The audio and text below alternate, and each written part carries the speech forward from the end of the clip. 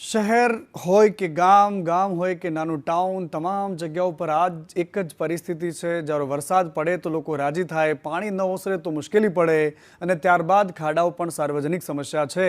અમદાવાદમાં ચોમાસાની શરૂઆતથી અત્યાર સુધીમાં જ ખાડાઓનું સામ્રાજ્ય સામે આવ્યું।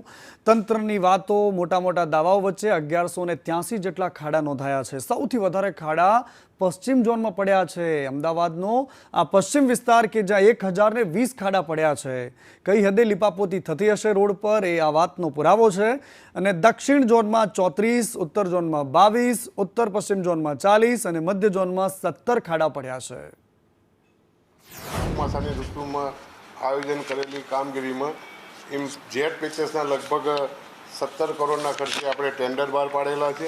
ઇન્ફ્રારેડ પદ્ધતિથી કરવાના કામો લગભગ 15 કરોડના ખર્ચે આપણે પાડેલા છે। કોલ મિક્સથી કરવાના આપણે 4.25 કરોડના ખર્ચે ટેન્ડરો અત્યારે હાલ કાર્યરત છે। લગભગ 1080 જેટલા અમદાવાદ શહેરના 7 ઝોનમાં નાના મોટા ખાડા પડેલા છે। અને આ